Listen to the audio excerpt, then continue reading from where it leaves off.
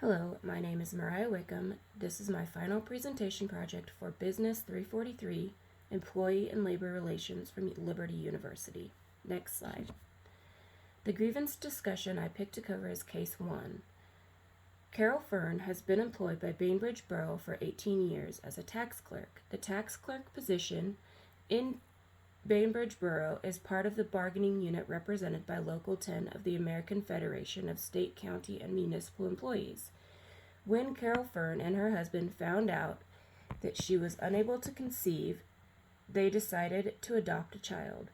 The Ferns were notified on April 22nd that a 3-month-old baby girl was available and they could adopt her in 3 days. However, Carol Fern told the adoption agency that she thought it was unfair to leave Bainbridge Borough on such short notice because April was a busy tax month. Adoption was therefore delayed until May 2nd.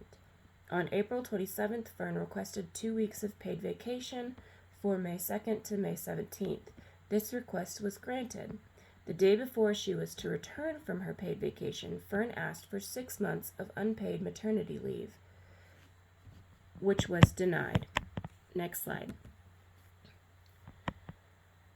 As an attorney for the AFSCME Local 10, develop an argument to support your client's contention that the council's rejection of Carol Fern's unpaid maternity leave request violated the collective bargaining agreement.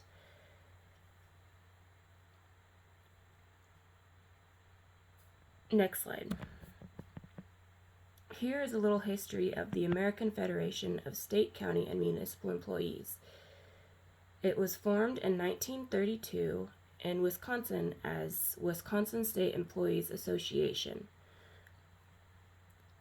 By 1935, more employee associations were formed in 19 other states. As the years go on, the AFSCME continues to grow to millions of employees covered by the union. Next slide. What is maternity leave? According to the American Pregnancy Association, maternity leave refers to the period of time that a new mother takes off from work following the birth of her baby. Maternity leave is usually created from a variety of benefits that include sick leave, vacation, holiday time, personal days, short-term disability, and unpaid family leave. Some companies will allow you to use your sick, vacation, and holiday time towards your maternity. The United States remains one of only 2 countries in the world without statutory national paid maternity leave, and one of the only high-income countries that doesn't provide access to paid paternity leave for new fathers. Many companies offer maternity leave pay. While it is only a percentage of what you make regularly, this is still paid and can be helpful. Next slide.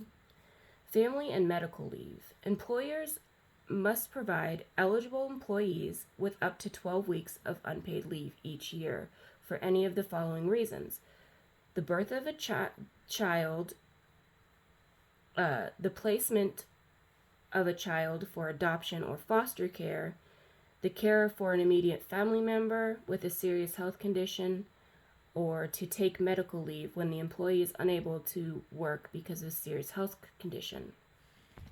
Employees who have worked for at least 12 months is one of the stipulations. Ms. Fern has been employed with Bainbridge Borough for 18 years, so she definitely qualifies for leave under the FMLA. Next slide. Here are some benefits of maternity and family leave. Maternity leave allows you to form a bond with your new child. It betters the infant's health, and it also betters the mother's health. For family leave, being able to be there when your family needs you and being able to take time off for doctor's appointments or emergencies while not worrying about losing your job. Next slide. Reasonable purpose leave. Leaves of absence for a limited period without pay, not to exceed 90 days, shall be granted for any reasonable purpose. Extension to be granted with approval of the Bainbridge Borough Council. Reasonable purpose in each case shall be agreed upon by the union and the borough. Next slide.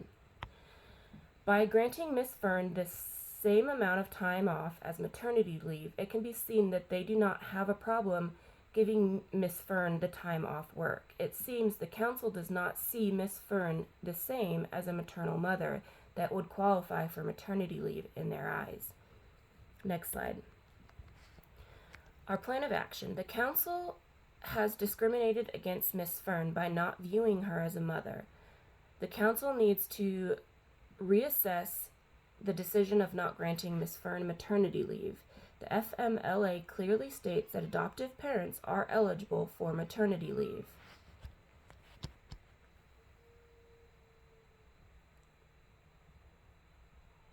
So, as Miss Fern's lawyer with the union, I suggest that the council reassesses their decision of granting her maternity leave.